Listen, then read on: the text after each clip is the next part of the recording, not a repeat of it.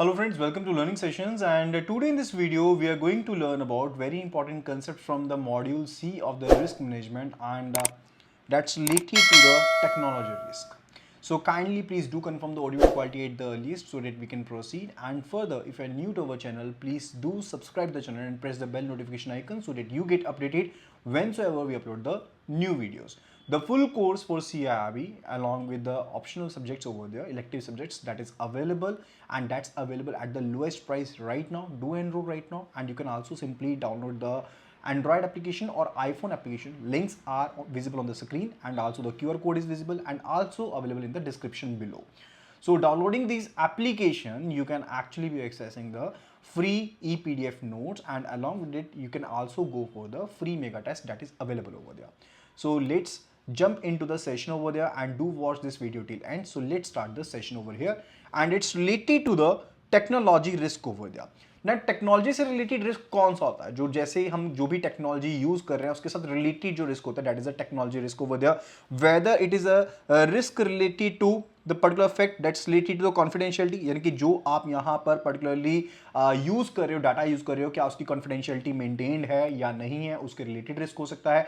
या फिर it is related to integrity और अवेलेबिलिटी, यानी कि जो डाटा है क्या वो इंटीग्रेटेड है। ऐसा तो नहीं है कि अननोन पर्सन उसके ऊपर यहाँ पर पर्टिकुलरली उसका एक्सेस है जिसकी वजह से जो रिस्क है वो बना हुआ है। या फिर हो सकता है कि डाटा जब आपको उसकी अवेलेबिलिटी चाहिए उस टाइम पर वो डाटा अवेलेबल ही ना हो, वो तरह का रिस्क तो नहीं है। तो ये सभी की सभी चीजें मिलकर के क्या बनती हैं? These are basically related to risk factors over there, and that makes the thing related to the technology risk. ठीक है, तो काफी ज्यादा एक सिंपल सा चैप्टर है एंड उसके बारे में डिटेल में पढ़ने वाले। First of all it's related to confidentiality. तो बेसिकली हमारे पास कुछ एक बेसिक प्रिंसिपल्स हैं यहाँ पर इंफॉर्मेशन सिक्योरिटी को लेकर के, उसको सबसे पहले समझते हैं। इट्स रिलेटेड टू कॉन्फिडेंशियलिटी, यानी कि जब आप यहाँ पर जो सिर्फ और सिर्फ जो इंफॉर्मेशन है उसे ऑथराइज्ड पर्सनल के साथ ही शेयर करना चाहते हो, not along with the unauthorized person, उसको हम कॉन्फिडेंशियलिटी कहते हैं।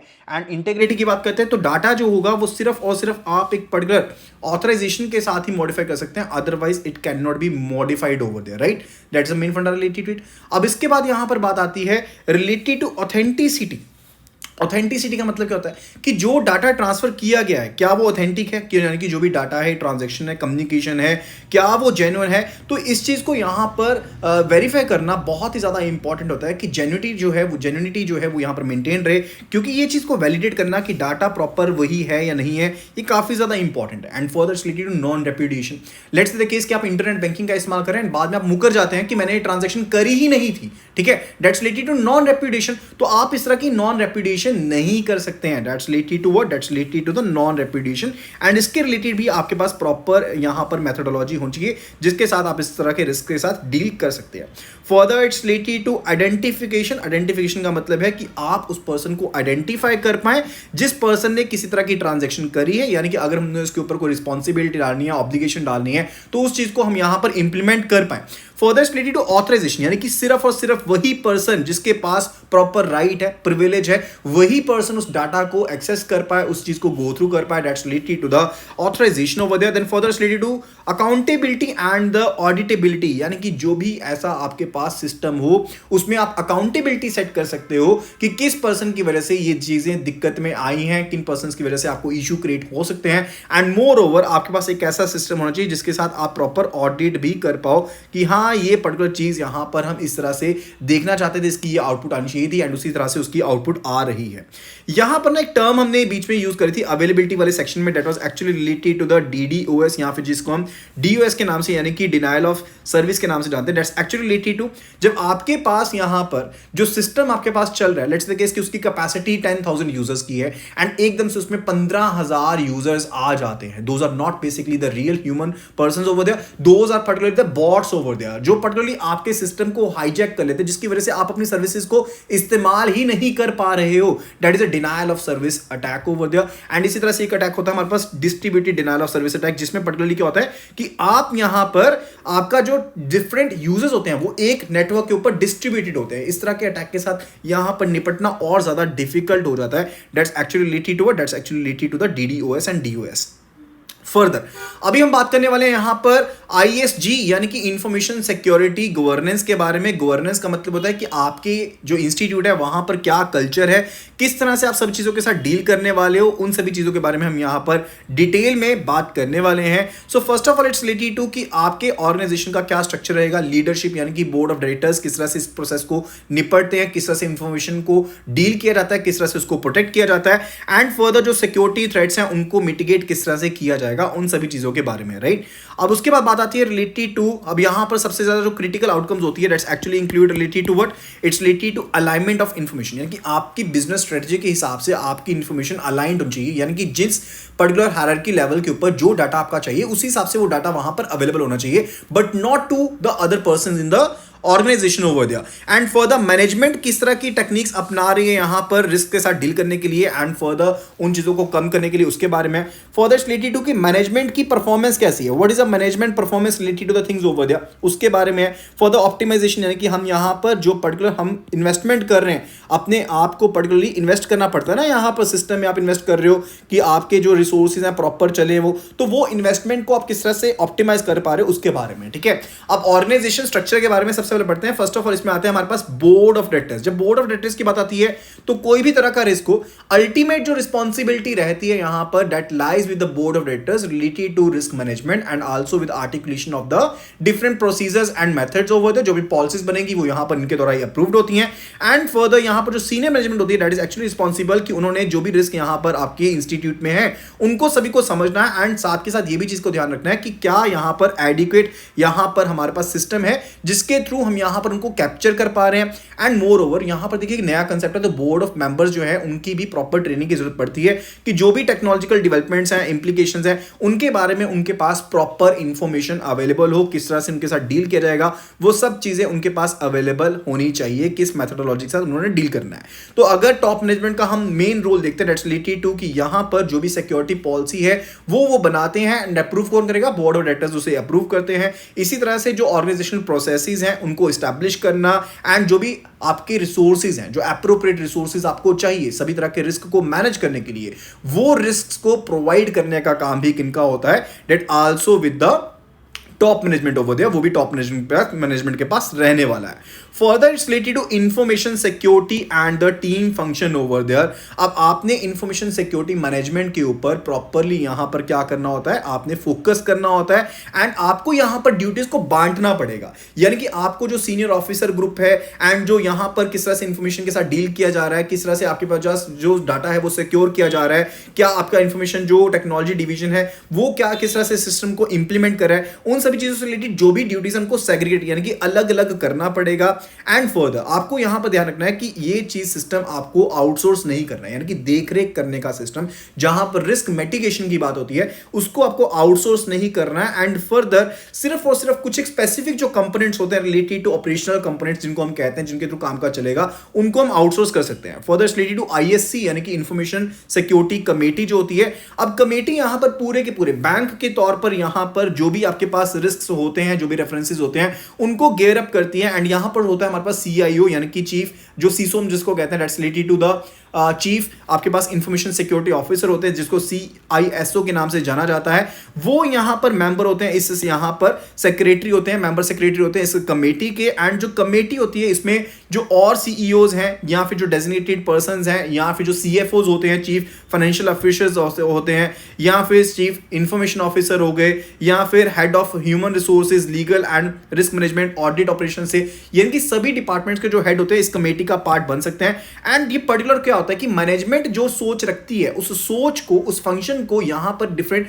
फंक्शनल हेड्स तक उस चीज को पहुंचाना ताकि वो डायरेक्शंस के ऊपर कामकाज कर पाए एंड अल्टीमेटली हम यहां पर ऑर्गेनाइजेशन के ऑब्जेक्टिव्स के हिसाब से अपने आप को अलाइन कर पाए। मेन फंडा यहां पर जो आपके पास ISC रहती है, इसका मेन फंडा यहां पर ये रहता है। अगर रिस्पॉन्सिबिलिटीज की बात करें, यहां पर मेजर रिस्पॉन्सिबिलिटी क्या रहती है, आपने यहां पर जो इंफॉर्मेशन सिक्योरिटी पॉलिसीज हैं, स्टैंडर्ड्स हैं, प्रोसीजर्स हैं, उनको इंप्लीमेंट करने का काम, उनको डेवलप करने का काम यहां पर ISC का रहता है। इसी तरह से जो इंफॉर्मेशन इंफॉर्मेशन सिक्योरिटी प्रोजेक्ट्स होते हैं, लेट्स से केस कोई आपके पास प्रोजेक्ट आप अंडरटेक कर रहे हो जिसमें इंफॉर्मेशन सिक्योरिटी का इस्तेमाल होने वाला है, अब उसको अप्रूवल देने का काम भी यहां पर आईएससी का रहता है। इसके अलावा बैंक वाइड जो इंफॉर्मेशन सिक्योरिटी मैनेजमेंट प्रोग्राम है उसको इंप्लीमेंट करने का काम, उसको सपोर्ट फंक्शन प्रोवाइड करने का काम आईएससी का रहता है। साथ ही साथ यहां पर जो भी सिक्योरिटी इंसिडेंट होते हैं, सिक्योरिटी इंसिडेंट का मतलब होता है कोई ऐसी गलती हो गई, कोई ऐसी वल्नरेबिलिटी हो गई जिसकी वजह से इशू क्रिएट हुआ, उसको रिव्यू करने का काम भी इनका होता है। इसकी तरह से यहां पर अवेयरनेस प्रोग्राम जो भी रन किए जा रहे हैं बैंक में, जिसके थ्रू यहां पर इंटरनल कस्टमर्स या एक्सटर्नल कस्टमर्स को अवेयर किया जा रहा है related to information security threats over there, उसके यहां पर चीजों को रिव्यू करने का काम भी किनका है, that's also lies with the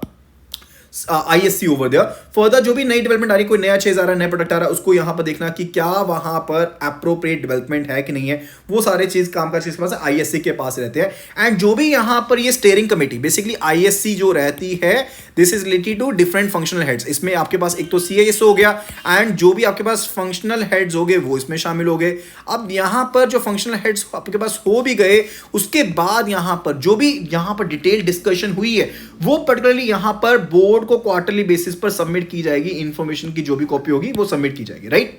then इसके बाद बात करने वाले CISO के बारे में यहां पर, यानी कि चीफ इंफॉर्मेशन सिक्योरिटी ऑफिसर के बारे में। सीनियर लेवल ऑफिशियल यहां पर ये रहते हैं जो जनरल मैनेजर के रैंक के या फिर DGM या AGM के रैंक के पर्सन यहां पर हो सकते हैं। एंड ये यहां पर CISO इनको बनाया जाएगा एंड इनकी मेन रिस्पॉन्सिबिलिटी किस चीज से रिलेटेड रहती है कि यहां पर मान लीजिए कोई भी यहां पर गाइडलाइन देनी है या फिर कोई भी मान लीजिए पॉलिसी को इन्फोर्स करना है, वो कामकाज किसके पास होगा, CISO के पास होगा। एंड ये डायरेक्टली रिपोर्ट करेंगे to the head of the risk management. किसको रिपोर्ट करेंगे, to the head of the risk management के पास यहां पर ये रिपोर्ट करेंगे। काइंडली इस चीज का भी ध्यान रखना है। एंड फर्दर इनकी डायरेक्ट रिपोर्टिंग होनी चाहिए CIO के पास, यानी कि जो चीफ इंफॉर्मेशन ऑफिसर होते हैं उनके पास भी यहां पर इनकी डायरेक्ट रिपोर्टिंग नहीं होनी चाहिए। काइंडली इस चीज का ध्यान रखना है कि चीफ इंफॉर्मेशन सिक्योरिटी के साथ कोई भी डायरेक्ट रिलेशनशिप इनका नहीं होना चाहिए। डिफरेंट देखिए चीजों के ऊपर ये एसेट बात कर सकते हैं, लेकिन एसेट स्पेसिफिकली इनका डायरेक्ट रिलेशनशिप CIO के साथ नहीं होना चाहिए। एंड फर्दर यहां पर CISO एंड फर्दर जो आपके पास CIO है उनके पास मेन क्या रहता है कि उन्होंने लाइन मैनेजर्स को इंफॉर्मेशन आगे देनी है, लेकिन डायरेक्ट इनका चेन अप नहीं चाहिए, राइट। फर्दर बात आती है related to critical components of information security. तो क्या क्रिटिकल कंपोनेंट्स रहते हैं, पहली चीज है आपके पास प्रॉपर पॉलिसीज एंड प्रोसीजर होने चाहिए, वो बैंक अप्रूव्ड, बोर्ड अप्रूव्ड होंगे। फर्दर आपके पास रिस्क असेसमेंट का कोई पैटर्न होना चाहिए कि किस तरह से आप रिस्क को असेस कर पा रहे हो, रिस्क को किस तरह से आइडेंटिफाई कर पा रहे हो, उसको क्वांटिफाई किस हिसाब से कर पा रहे हो। And moreover you will be having the data related to segregation, यानी कि आप डाटा को, इंफॉर्मेशन को किस तरह से सेग्रीगेट कर रहे हो, डाटा की क्लासिफिकेशन किस हिसाब से कर रहे हो। And further we must be defining the different roles and responsibilities under the hierarchy, over the hierarchy. आपको यहां पर बताना पड़ेगा किस पर्सन की क्या रोल से क्या रिस्पॉन्सिबिलिटी थी, क्या आप अपने रोल रिस्पॉन्सिबिलिटी को निभा पा रहे हैं। दैट इज एक्चुअली मेन फंडा। अब यहां पर अगर हम देखते हैं पर्सनल मैनेजमेंट लेवल के ऊपर देखते हैं तो यहां पर देखिएगा आपके पास एक होता है इंफॉर्मेशन ओनर। इंफॉर्मेशन ओनर यानी कि जिसको इंफॉर्मेशन बिलोंग करती है। Then you having the application owner, यानी कि जिसको एप्लीकेशन बिलोंग करती है। फॉर द यूजर मैनेजर, जहां पर पर्टिकुलरली यूजर से रिलेटेड जो भी CRM है वो मेंटेन्ड है। सिक्योरिटी एडमिनिस्ट्रेटर, यानी कि जो पर्सन सिक्योरिटी एडमिनिस्ट्रेट कर रहा है उस पर्टिकुलर प्लेटफॉर्म की। And for the end user, जो एक्चुअल में यूज कर रहा है उस प्लेटफॉर्म को, ठीक है। तो ये पर्टिकुलरली रेलेवेंट जो भी पर्सनल है उनको उनके रोल्स, उनकी रिस्पॉन्सिबिलिटीज के बारे में बताना पड़ेगा एंड उसके हिसाब से ही यहां पर जो लाइबिलिटीज होंगी वो तय होंगी, यानी कि रिस्पॉन्सिबिलिटीज तय होंगी। Further related to access control. Access control का मतलब क्या होता है, जैसे लेट्स से द केस कि यहां पर एक ब्रांच में एक ऑफिसर है, क्लरिकल है। अब ऑफिसर जो है वो यहां पर पोस्टिंग कर रहा है, क्लरिकल एंटर कर रहा है डाटा को, तो यहां पर क्लरिकल पर्सन सिर्फ एंटर कर पाए, वो पोस्टिंग ना कर पाए। ये ना हो कि उसके पास ऑप्शन है पोस्टिंग करने की भी, वो गलत हो जाएगी, ठीक है। दैट्स रिलेटेड टू कि आप जिस पर्टिकुलर आप मॉड्यूल का एक्सेस जिस पर्सन को देना चाहते हैं सिर्फ उसके पास ही एक्सेस अवेलेबल हो।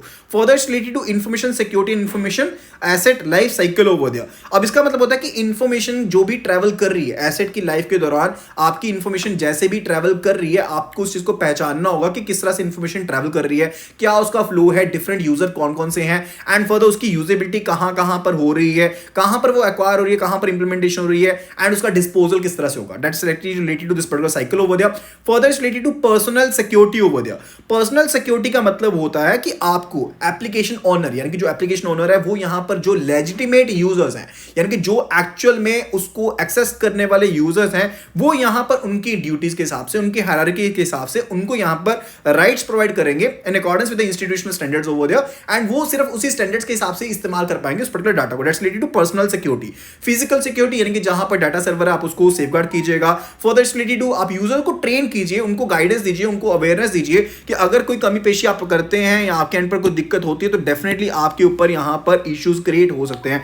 अब उसके रिलेटेड आपको यहाँ पर उनको बताना पड़ेगा, दैट्स रिलेटेड टू आपको उनको अवेयरनेस करनी पड़ेगी, आपको उनको प्रॉपर ट्रेनिंग देनी पड़ेगी, ठीक है।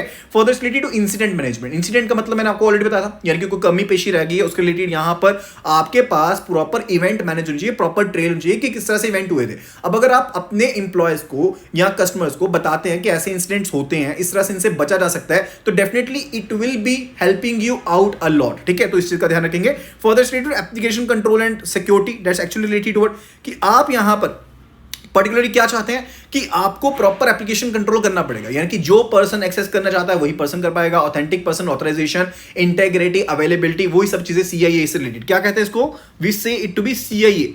सीआईए क्या होता है? CIA is basically confidentiality, integrity and availability of the data over there. तो इस चीज का यहां पर खास करके ध्यान रखना पड़ेगा। Further related to implementation of new technologies, जब भी हम नई टेक्नोलॉजी को इंप्लीमेंट करते हैं, शुरू के दौर में जब वो चीज होती है तो डेफिनेटली उसमें काफी तरह के बग्स होते हैं, उसमें काफी तरह के आपके पास कमी पेशियां होती हैं, तो आपको उन चीजों का ध्यान रखना पड़ेगा, प्रॉपर टेस्टिंग करनी पड़ेगी एंड साथ के साथ आपके जो इंडस्ट्री अग्रीड कंट्रोल्स हैं, प्रोटोकॉल्स हैं, स्टैंडर्ड्स हैं, ड्यू डिलिजेंस है, उनको आपको कैरी आउट करना चाहिए so as to look into कि आपके पास सफिशिएंट कंट्रोल्स अवेलेबल हैं जिनको यूज करते हुए आप उन चीजों को इंप्लीमेंट करने वाले हैं, ताकि अगर कोई दिक्कत आती है आप उनके साथ डील कर पाए, ठीक है। That's main funda. And further related to encryption, अब इंक्रिप्शन जो होती है वो दो तरह की होती है। What type of encryption is it? First type की जो इंक्रिप्शन है that's actually related to symmetric encryption and एक होती है एसिमेट्रिक इंक्रिप्शन हो गया। सिमेट्रिक इंक्रिप्शन होती है जब आप सेम की एंड सेम एल्गोरिथम को इस्तेमाल करते हो, यानी कि एक एंड के ऊपर, इस तरह को चीज को ध्यान से समझिए, आपके पास एक एंड के ऊपर आपने यहां पर चीज को इंक्रिप्ट किया। लेट्स से कि मैंने यहां पर ए एंड के ऊपर चीज को इंक्रिप्ट किया एंड बी के पास इंफॉर्मेशन पहुंच गई, सेम मेथड का यूज करते हुए, यानी कि जिस की का इस्तेमाल करते हुए मैंने इंक्रिप्शन की थी उसी की का इस्तेमाल करते हुए मैंने डिक्रिप्ट कर दिया। That's related to the symmetric encryption हो गया। एसिमेट्रिक का मतलब क्या है कि यहां पर ए के एंड पर जो की इस्तेमाल होगी वो अलग की इस्तेमाल होगी एंड फर्दर जो बी के एंड पर की इस्तेमाल होगी वो अलग की इस्तेमाल होगी। That's related to asymmetric encryption over there, right.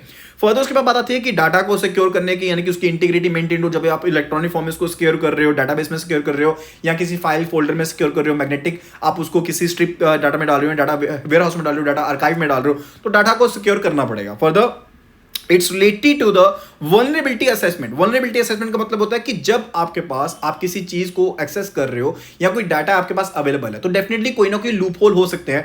तो हम यहां पर देखेंगे कि क्या क्या लूप होल्स अवेलेबल है, क्या क्या ग्लिच अवेलेबल हैं जिनको रिमूव किया जाना चाहिए या जिनकी वजह से दिक्कत क्रिएट हो सकती है। तो मुझे यहां पर ऐसे सिस्टम को यहां पर देखना पड़ेगा जहां पर कोई कॉम्प्रोमाइज हो सकता है, ठीक है। एंड फॉर उसके रिलेटेड मुझे यहां पर स्टैंडर्ड्स बनाने पड़ेंगे। For related to establishing ongoing security, यानी कि आपको यहां पर ऑन गोइंग सिक्योरिटी, ऐसा नहीं कि आपने एक बार सिक्योरिटाइज कर लिया एंड उसके बाद वो डन हो गया। No, it's not the case. आपको मौके पर बार बार कंटिन्यूस मेथड के ऊपर ये चीज करनी पड़ेगी। Then it's related to the security measures against malware. Malware basically क्या होता है कि मैलिशियस एक्टिविटी, कोई ऐसा कोड, कोई ऐसा वायरस जब आपके सिस्टम में आ जाएगा वो अपने आप को रेप्लिकेट करता रहता है एंड मोर ओवर वो की लॉगिंग भी कर सकता है, यानी कि जो भी आप टाइपिंग कर रहे हो अपने सिस्टम के ऊपर, हो सकता है कि वो डाटा किसी के पास शेयर कर रहा हो या फिर हो सकता है कि वो यहां पर आपके सिस्टम को इन्फेक्ट कर दे, आपका डाटा थेफ्ट हो जाए या फिर आपकी इंपर्सनेशन हो जाए या आपको सिस्टम को एक्सेस ना करना दे। तो सबसे बड़ा ऑपरेशनल रिस्क यहां पर रहता है एंड मोर ओवर ये दूसरे सिस्टम के ऊपर भी यहां पर स्प्रेड हो सकता है। अब यहां पर ट्रेनिंग दी जानी चाहिए स्टाफ को एंड स्टाफ को यहां पर अवेयरनेस मिलनी चाहिए कि किसी भी तरह के ऐसे एक्सटर्नल लिंक के ऊपर क्लिक ना करें जो आपको यहां पर थर्ड पार्टी लिंक दिख रहा है, ताकि जिसमें मालवेयर हो सकता है वो आपके सिस्टम को भी इफेक्ट कर पाए। एंड बैंक को यहां पर प्रिवेंटिव मेजर्स भी लेने चाहिए। देखिए prevention is better than cure, तो हमें प्रिवेंटिव मेजर्स भी लेने चाहिए कि आप एंटीवायरस को इंस्टॉल कीजिए, मालवेयर एंटी मालवेयर को इंस्टॉल कीजिए, ताकि जो भी आपका होस्ट एंड नेटवर्क है अगर वहां पर कोई ऐसे लीकेज है तो उससे प्रोटेक्ट किया जा सके। Further it's related to patch management. Patch is actually related to, जैसे हम डिवाइसेस मोबाइल वगैरह यूज करते हैं ना, उसमें सिक्योरिटी पैच आते रहते हैं। वो सिक्योरिटी पैच किसके रिलेटेड होते हैं, यानी कि कोई भी वल्नरेबिलिटी जब यहां पर कंपनी वालों को मिलती है तो उसके बाद वो यहां पर चेक करते रहते हैं एंड उसका पैच आता है। लेटेस्ट पैच को इंस्टॉल करने से होता है कि आप उस पर्टिकुलर थेफ्ट से, उस पर्टिकुलर इशू से बच सकते हैं। That's related to patch management and उसके रिलेटेड आपके पास प्रॉपर कंट्रोल चाहिए, प्रॉपर रजिस्टर मेंटेन चाहिए कि कब लास्ट यहां पर अपडेट हुए थे। For that's related to change management. Change management का मतलब है कि अपग्रेड्स एंड मॉडिफिकेशन जो भी होंगी एप्लीकेशन में, सॉफ्टवेयर में, वो यहां पर पर्टिकुलरली फिक्सेस होनी चाहिए एंड फर्दर उसके रिलेटेड यहां पर आपके पास प्रॉपर एक सिस्टम मेंटेन चाहिए कि कब यहां पर चीजों को चेंज किया जाएगा, कब अपडेट किया जाएगा, उससे रिलेटेड है। Further related to audit trail. Audit trail का मतलब क्या होता है? इट्स रिलेटेड टू कि हमें यहां पर देखना होता है कि इंफॉर्मेशन टेक्नोलॉजी से रिलेटेड डाटा फ्लो करता है, ठीक है। अब वो डाटा कहां से फ्लो किया, कौन से पर्सन ने कब लॉग इन किया, कौन से पेज को एक्सेस किया, किस फंक्शन को एक्सेस किया, क्या उसने इनपुट दी, दैट्स रिलेटेड टू आप सभी चीजों का लेखा जोखा रखते हैं, उसको हम कहते हैं ऑडिट ट्रेल। इस चीज का बेनिफिट क्या होता है? जब कोई मान लीजिए इंसिडेंट हो गया, अब मुझे इस चीज का पता लगाना है कि किस चीज को से इंसिडेंट हुआ, तो डेफिनेटली ये ऑडिट ट्रेल ही हमें हेल्प आउट करती है चीजों को समझने के लिए ज्यादा बेटर वे में, एंड हम समझ पाते हैं कि कौन सा लूप होल था, किस तरह से यहां पर चीजें दिक्कत में हमें मिलने को देखने को मिली हैं, राइट।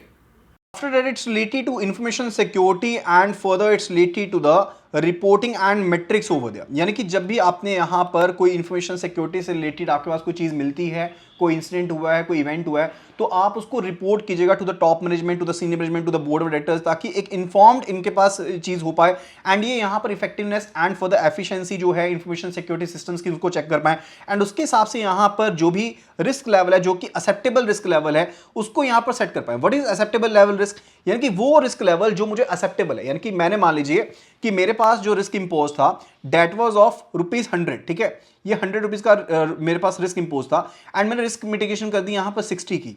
मेरे पास जो रिस्क रह गया वो 40 का रह गया एंड मेरी जो रिस्क एपिटाइट है वो यहां पर कितने की है? माई रिस्क एपिटाइट इज ऑफ 50, यानी कि मैं 50 तक का रिस्क सह सकता हूं। So that is a main फंडा, दैट इज द मेन फंडा ओवर देयर कि मैं यहां पर रिस्क को यहां पर मैच करना चाहता हूं, मैनेज करना चाहता हूं, ठीक है। दैट्स रिलेटेड टू कि मेरे पास अगर प्रॉपर इंफॉर्मेशन होगी, बोर्ड ऑफ डायरेक्टर्स के पास इंफॉर्मेशन होगी जिससे वो चेक कर सकते हैं कि हमारे सिस्टम की एफिशिएंसी है, इफेक्टिवनेस है, रिस्क को मैनेज करने से रिलेटेड या नहीं है। सो यहां से हमें डायरेक्टली पता लग जाता है उन सभी चीजों के बारे में, राइट। फर्दर बात आती है related to information security and critical service provider vendors and providers and vendors over there. तो मैनेजमेंट जो है उसे यहां पर थर्ड पार्टी का जो रोल है वो तय करना पड़ेगा कि क्या आईटी एनवायरनमेंट में जो आपके पास रिलेटेड कंट्रोल्स हैं, क्या आपने वो डालें। जब मान लीजिए आप कोई एक्टिविटी को आउटसोर्स कर रहे हो या थर्ड पार्टी को सर्विसेज को यूज कर रहे हो, तो क्या आपके पास प्रॉपर कंट्रोल्स अवेलेबल हैं जहां पर आप चेक कर पा रहे हो कि हाँ ये पार्टी जो है वो प्रॉपर सर्विसेज दे रही है एंड जो कंट्रोल ऑब्जेक्टिव्स आप अचीव करवा रहे हो उसके बारे में। Further related to network security. Network security का मतलब क्या होता है? जब आप नेटवर्क को सिक्योर करना चाहते हो, साइबर थ्रेट्स जो होते हैं वो आपके पास मल्टीपल लेयर्स के थ्रू यहां पर इंपोज हो सकते हैं। अब नेटवर्क क्या होता है? जब मान लीजिए कि मैं यहां पर फाइल शेयर कर रहा हूं, मैं वाईफाई का इस्तेमाल करता हूं, वो मेरा नेटवर्क है, ठीक है। एंड इसी तरह से मान लीजिए मैं लैन केबल का इस्तेमाल कर रहा हूं, तो वो भी मेरा नेटवर्क है। अब वहां पर मैं किस तरह से अपने को प्रोटेक्ट कर सकता हूं साइबर थ्रेट से, मल्टीपल लेयर्स ऑफ डिफेंस का यूज करते हुए, उसको हम नेटवर्क सिक्योरिटी कहते हैं। जिसको हम यहां पर डिफेंस इन डेप्थ भी कहते हैं। We also say to be the defence in depth over there. Further कुछ एक यहां पर इंपॉर्टेंट नेटवर्क प्रोटेक्शन डिवाइसेस होते हैं, जैसे कि फायरवॉल जो होती है वो हार्डवेयर की फॉर्म में भी हो सकती है, सॉफ्टवेयर की फॉर्म में भी हो सकती है।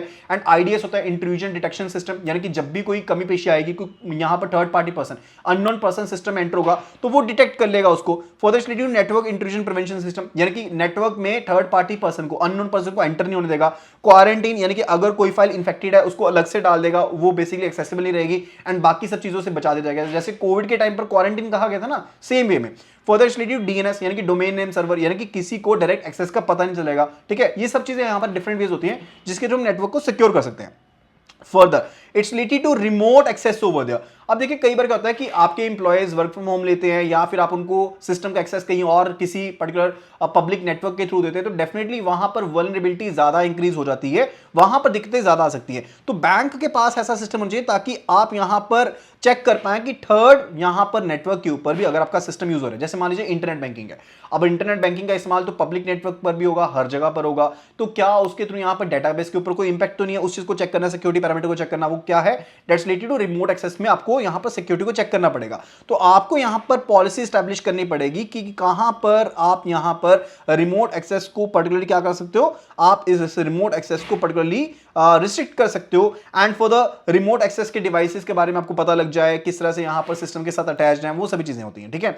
डीडीओएस एंड डीओएस के बारे में मैं ऑलरेडी आपको बता चुका हूं। Further related to implementation of ISO 27001, IS जो आपके पास एमएस होता है उसके बारे में। आईएसएमएस क्या होता है? This is information security management system over there. तो ये इस पर्टिकुलर आईएसओ गाइडलाइंस होती हैं जो होती हैं 27001 के अंदर आती हैं। तो कमर्शियल बैंक्स को आईएसएमएस की जो बेस्ट प्रैक्टिसेस होती हैं उनको इंप्लीमेंट करना चाहिए। एंड फर्दर जो भी यहां पर पर नॉन आईएसएमएस आपकी गाइडलाइंस है उनके हिसाब से यहाँ पर अपने स्टैंडर्ड्स को मेंटेन करना चाहिए। तो ये जो आपके स्टैंडर्ड्स होते हैं ये आईईसी एंड आईएसओ के द्वारा ज्वाइंटली यहाँ पर दिए जाते हैं एंड ये 27001 एंड 27002 के अंदर यहां पर कवर किए जाते हैं। Further related to wireless security, अब वायरलेस नेटवर्क भी यहां पर एक बहुत बड़ा चैलेंज है क्योंकि इनकी रेंज भी ज्यादा होती है एंड मोर ओवर यहां पर कई बार क्या होता है डाटा आपके नेटवर्क में से कोई भी कनेक्शन हो सकता है। लेट्स से इसकी लैन के केबल में तो सिर्फ वही कनेक्ट होगा ना जिसके पास लैन केबल का एक्सेस है, लेकिन वायरलेस के केस में तो उस पर्टिकुलर एरिया में कोई भी डिवाइस उससे कनेक्ट हो सकता है। तो वहां पर सिक्योरिटी से रिलेटेड जो पैरामीटर्स होंगे प्रॉपर्ली चेक करना पड़ेगा। कोई भी अनऑथराइज्ड अगर डिवाइस होता है तो वो अगर यहां पर आपके सिस्टम के साथ कनेक्ट हो जाता है तो वहां पर दिक्कत मिल जाएगी। तो वहां पर आपके कौन से अटैक बन सकते हैं, it could be related to man in the middle attack. तो man in the middle attack क्या होता है, जैसे मान लीजिए कि ए पर्सन ने बी पर्सन को डाटा सेंड करना था लेकिन इन बिटवीन यहां पर पर्सन ईवसड्रॉपिंग कर रहा है, यानी कि इनका डाटा यहां पर हियर आउट कर रहा है, ठीक है। दैट्स रिलेटेड टू अब इंक्रिप्शन के थ्रू यहां पर बचाया जा सकता है। तो यहां पर आपको डिफरेंट टेक्निक्स का इस्तेमाल करना पड़ेगा जिसके साथ आप इस तरह के अटैक से बच सकते हैं। फर्दर उसके बाद बात आती है related to business continuity considerations over there. अब यहां पर आपके पास डिफरेंट चीज रहती हैं related to integrity, confidentiality, authenticity, authorization, non repudiation, accountability. आपके डिफरेंट चीजों के हिसाब से आप डिफरेंट पैरामीटर्स को सेट करते हैं कि आपकी रिस्क एपेटाइट कितनी है एंड आप कितना रिस्क यहां पर सह सकते हैं एंड मैनेजमेंट के पार्ट पर क्या क्या चीजें करने वाली हैं, राइट। अब यहां पर उसके हिसाब से आपको क्या करना पड़ेगा, चीजों को मैनेज करना पड़ेगा। तो ये काफी ज्यादा इंपॉर्टेंट रहता है कि बिजनेस कंटिन्यूटी प्लान को आप यहां पर रिव्यू करते रहे एज अ इंटेग्रल पार्ट, यानी कि आपको सिक्योरिटी प्रोसेस का इंटेग्रल पार्ट इसको बनाना होता है एंड साथ के साथ आपको डीआरएस यानी कि डिजास्टर रिकवरी सिस्टम एंड जो बिजनेस कंटिन्यूटी प्लान है वो भी यहां पर देखने पड़ेंगे कि आपके सिक्योरिटी लेवल के साथ वो मैच करते रहे। डीआरएस का मतलब होता है कोई डिजास्टर हो गया वहां पर किस तरह से मैनेज करना है, चीजों को नहीं करना है उसके बारे में है। एंड इसी तरह से मान लीजिए कि बिजनेस कंटिन्यू प्लान कोई आपदा आ गई, अब आपने बिजनेस को तो कंटिन्यू करना है ना उसके बाद, तो क्या आपका जो सिक्योरिटी प्लान है आपके डीआरएस यानी कि डिजास्टर रिकवरी सिस्टम के साथ एंड जो आपके पास बीसीपी है यानी कि बिजनेस कंटिन्यूटी प्लान है उसके साथ इंटीग्रेट है, उसके साथ इनलाइंड है कि नहीं उसके बारे में। Further related to information security insurance, अब किस तरह से इंफॉर्मेशन सिक्योरिटी इंश्योरेंस होगी। अब यहां पर सबसे पहले करेंगे पेनिट्रेशन टेस्टिंग। पेनिट्रेशन का मतलब होता है कि आप इन डेप्थ खुद यहां पर स्क्रू अप करके देखेंगे लूपहोल्स कहां पर है। अब वहां पर सेट ऑफ प्रोसीजर को चलाएंगे। जैसे मान लीजिए मेरे पास एक चीज है, मेरे पास एक टॉय है, मैं उसको टेस्ट करना चाहता हूं, मैं उसको डिफरेंट से डिफरेंट कंडीशंस, डिफिकल्ट से डिफिकल्ट कंडीशंस में चला करके देखता हूं ये चीज को चेक करने के लिए कि ये कौन सी चीज सह सकता है, कौन सी चीज नहीं सह सकता। अब जो चीज सह सकता है वो तो ठीक है, जो चीज नहीं सह सकता मैं ये देखूंगा क्या इसका मेरा रिस्क एपेटाइट है या नहीं है। For the related to audit, जो भी नया सिस्टम लेकर के आ रहे हो उसको देखो कि पर्टिकुलरली क्या ये पर्टिकुलरली काम कर रहा है सही से या नहीं कर रहा है। उसको देखो कि उसके रिलेटेड जो भी गाइडलाइंस है, पॉलिसीज है, क्या उसको यहां पर सही से अपनाया जा रहा है, क्या यहां पर रेगुलेटरी, यहां पर जो आपकी रेगुलेटर की रिक्वायरमेंट्स हैं, जो आपकी लीगल रिक्वायरमेंट्स है, क्या उनको फुलफिल किया जा रहा है, क्या उसको हम चेक कर सकते हैं नहीं कर सकते उसके बारे में। यानी कि जो भी आपके पास सिस्टम्स होने चाहिए दोज मस्ट बी ऑडिटेबल, ठीक है। फॉर द असेसमेंट, यानी कि आप यहां पर वल्नरेबिलिटीज को लोकेट कीजिए एंड फॉर उसके रिलेटेड जो भी करेक्टिव एक्शंस है वो देखिए। ये सभी चीजें किसमें आती हैं, आपकी आईएसए में आती हैं, यानी कि इंफॉर्मेशन सिक्योरिटी, आपके पास सिक्योरिटी एश्योरेंस में आती हैं। फॉर दिस रिलेटेड टू आपके पास बहुत सी इमर्जिंग नई टेक्नोलॉजीज आ गई है, वर्चुअलाइजेशन आ गई है। वर्चुअलाइजेशन का सिनेरियो क्या होता है, जैसे मान लीजिए मेरे पास एक सिस्टम है, एक पीसी है एंड इस पीसी में मेरे पास जो रैम है that's actually related to 132 gigabyte की रैम है मेरे पास, ठीक है। अब ये 132 गीगाबाइट की रैम है, मैं यहां से मल्टीपल सिस्टम इसमें से बना सकता हूं, यानी कि मुझे अलग से कोई सिस्टम नहीं चाहिए, मैं इसी एक ही सिस्टम में से मल्टीपल सिस्टम्स को क्रिएट कर सकता हूं, ठीक है। तो दैट्स रिलेटेड टू वर्चुअलाइजेशन। अब वीएमएस जैसी यहां पर डिफरेंट सॉफ्टवेयर हैं जिसके थ्रू आप यहां पर यूज कर सकते हो। अब यहां पर चैलेंजेस क्या रहते हैं, अब कंपैटिबिलिटी एंड सपोर्ट है, लाइसेंसिंग, स्टाफ को पर्टिकुलर ट्रेनिंग देनी पड़ेगी एंड रिलायबिलिटी, क्योंकि एक ही सिस्टम के ऊपर आपको रिलाई करना पड़ेगा। That's related to virtualisation.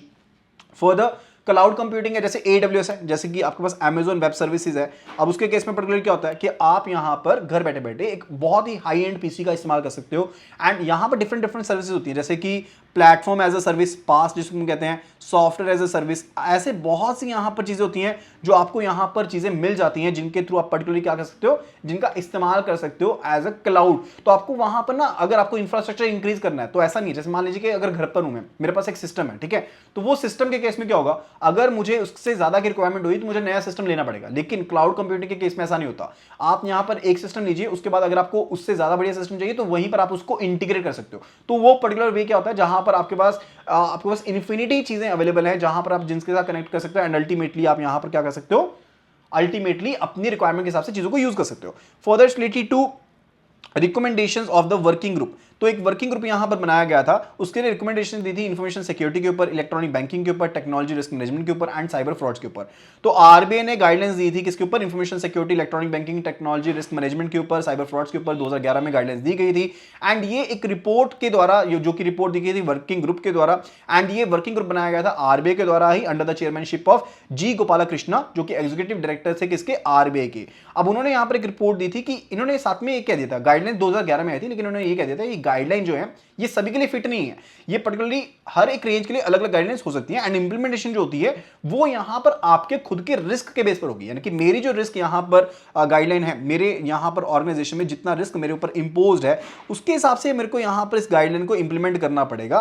That's actually related to it. Guidelines fundamentally यहां पर क्या थी कि आप अपनी सेफ्टी को इनहांस करोगे, सिक्योरिटी को बढ़ाओगे, एफिशिएंसी बढ़ाओगे, एंड आप इस चीज को देखोगे कि आप क्या सभी तरह के जो रिस्क है उनको कैप्चर कर पा रहे हो, नहीं कर पा रहे हो, एंड क्या आपके पास जो रूल्स रेगुलेशंस हैं वो आप यहां पर पर्टिकुलरली आपके जो भी रेगुलेटर के द्वारा गाइडलाइंस दी गई है या फिर आपकी जो पॉलिसीज हैं उनके साथ मैच कर रही है, आप अपने रिस्क एपिटाइट के हिसाब से क्या रिस्क को अंडरटेक कर पा रहे हो कि नहीं कर पा रहे हो। दैट वाज द मेन फंडा। तो मेन चीज क्या है कि ये मेरे पास रिस्क है, मुझे यहां पर रिस्क को क्या करना होता है, मिटिगेट करना होता है, इसको रिड्यूस करना होता है, एंड रिड्यूस करके इसे अपनी रिस्क एपिटाइट के अंदर लेकर के आना होता है, ठीक है। एंड लेकिन इस चीज को जरूर ध्यान रखना होता है कि जो भी रिस्क मैं ले रहा हूं वो मेरे पास इन्फॉर्म्ड रिस्क हो, यानी कि मुझे पता हो कितना रिस्क मैं ले रहा हूं, ठीक है। एंड जो रिस्क ले रहा हूं उसके अकॉर्डिंग मुझे यहां पर क्या करना पड़ेगा, कैपिटल जो होगी वो मुझे यहां पर मेंटेन करनी पड़ेगी, right. So that will be all related to this particular video. I hope कि आपको वीडियो पसंद आई होगी। अगर वीडियो पसंद आई तो फटाफट से वीडियो को लाइक कर देना, वीडियो को शेयर कर देना अपने फ्रेंड्स के साथ, कलीग्स के साथ जो भी यहां पर CIIB की प्रिपरेशन कर रहे हैं। Full courses available. अगर फ्री टेस्ट चाहिए, फ्री PDF चाहिए तो सिंपली CIIB फ्री PDFs लिख करके व्हाट्सएप कर दीजिए to the number 8360944207। We will be sharing the links to you. Okay, so that will be all. Thank you so much and see you again in the next video tomorrow.